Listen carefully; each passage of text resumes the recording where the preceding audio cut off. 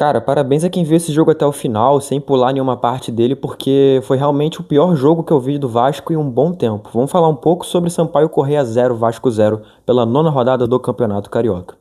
Fala galera, beleza? Eu sou o Eduardo, dono da Analisa Vasco, e tô aqui para falar um pouco desse empate sem gols entre Sampaio Corrêa e Vasco, disputado no estádio Lourival Gomes, em Saquarema, mando de campo do adversário. O Vasco era visitante nesse confronto que, assim, na prévia dele já se esperava que fosse ser de um nível técnico muito baixo, afinal, o Vasco já vinha a campo sem poder contar com duas de suas peças mais técnicas, que era o caso do Felipe Coutinho e do Paulinho, ambos poupados pelo Departamento de Saúde e Performance do Vasco, como parte do planejamento de controle de carga, né? Evitando que eles tenham sobrecarga na demanda física sobre eles e possam sofrer novas lesões. Eles dois que têm esse histórico recente aí de sofrer lesões. Mas mesmo assim, eu acho que nem o mais pessimista dos vascaínos esperava que o nível técnico fosse ser tão baixo.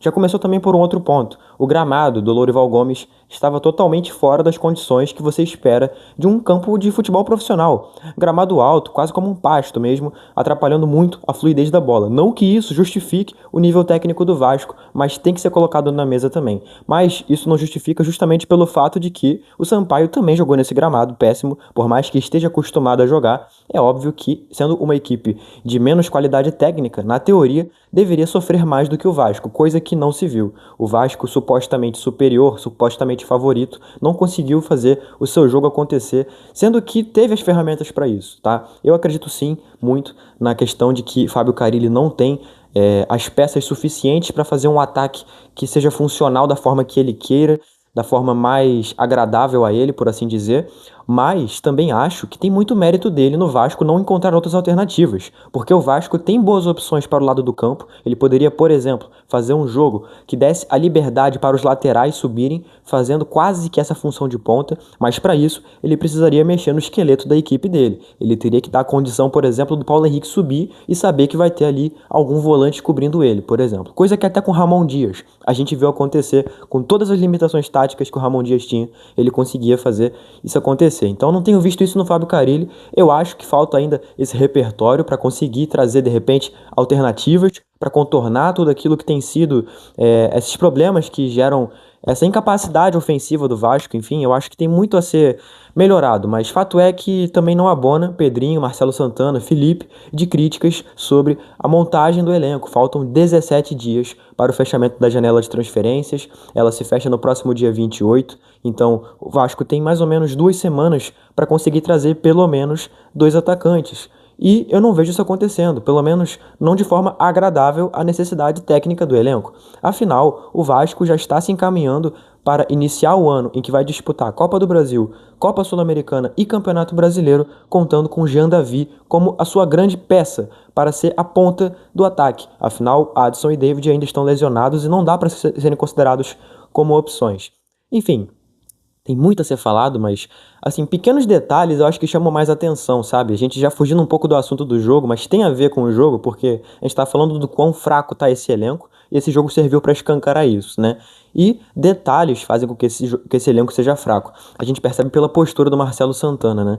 A gente viu a negociação com o Bruma, que estava lá no Braga de Portugal, foi pro Benfica, né? Que não deu certo, né? O Bruma, ele vinha pro Vasco, tava supostamente tudo certo, o próprio Pedrinho disse isso, e ele acabou de última hora optando para ir pelo Benfica. E muito se falou uma coisa que eu concordo plenamente.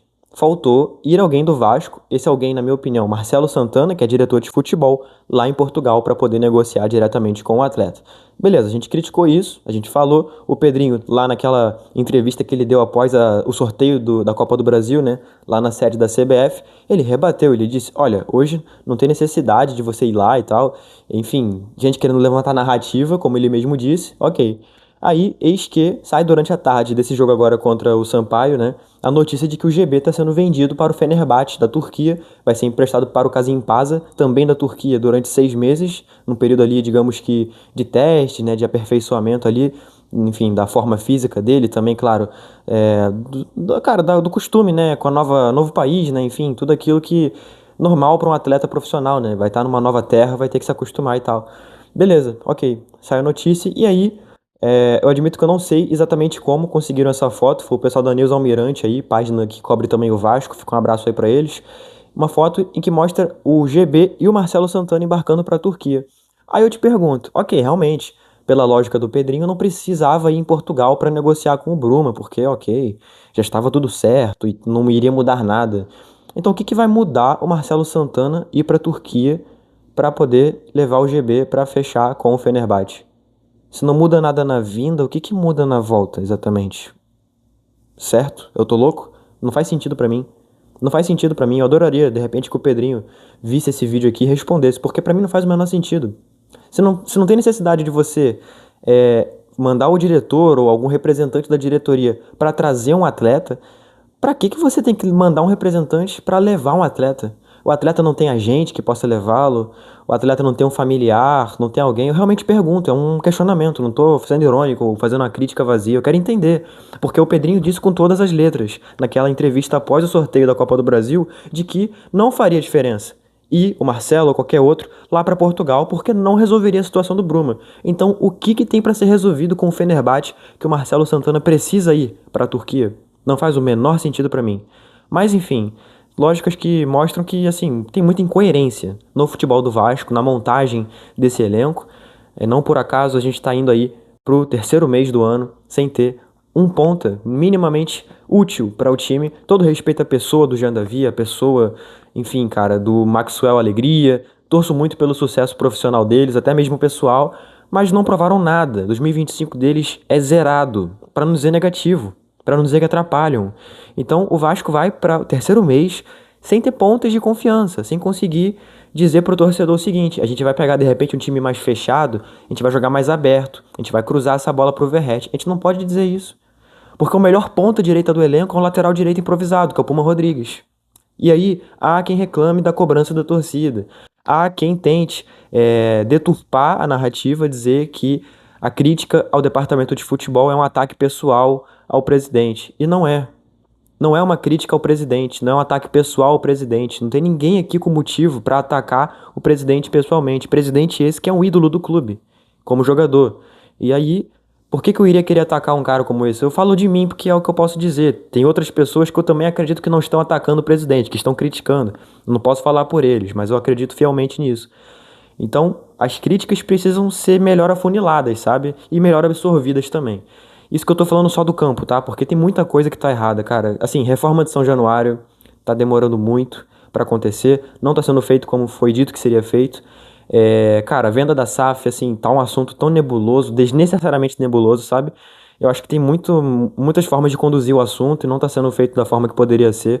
Cara, tem muita coisa, muita coisa. Eu não vou ficar, assim, indo muito longe aqui. Só fica a minha crítica pontual ao futebol do Vasco, tá? Porque a gente vai no próximo sábado, dia 15, enfrentar o Flamengo, que vem de, assim, uma sequência recente de jogos. Eu tenho a oportunidade de cobri-los, né? Porque eu trabalho pelo BTB Esportes, apesar de ser vascaíno, eu nunca vou esconder que eu sou vascaíno, mas eu trabalho cobrindo outros clubes de futebol com imparcialidade. Eu afirmo com tranquilidade. Se o Flamengo repetir a performance que repetiu nas últimas partidas, vai atropelar o Vasco. Mais uma vez, tá? Porque os últimos confrontos entre Vasco e Flamengo costumam ser atropelos. Mesmo quando não se traduzem no placar final, mas costumam ser atropelos, tá? Então, encaminha-se tudo isso para que no próximo sábado seja um novo atropelo. A não ser que pese o fator clássico, alguma coisa do tipo, porque assim, eu não vejo o Vasco vencendo do Flamengo. Sendo bem sincero, eu não vejo o Vasco vencendo do Flamengo. Você pode ficar chateado comigo, você não é torcedor de verdade, você não acredita. Eu não vejo o Vasco vencendo do Flamengo. Eu espero estar enganado, eu espero que eu queime minha língua. Enfim, é isso. Bom, fico por aqui. Obrigado a você que viu esse vídeo até o final. Cara, tem as redes sociais aí, Analisa CRVG, Twitter, Instagram, Facebook, Threads.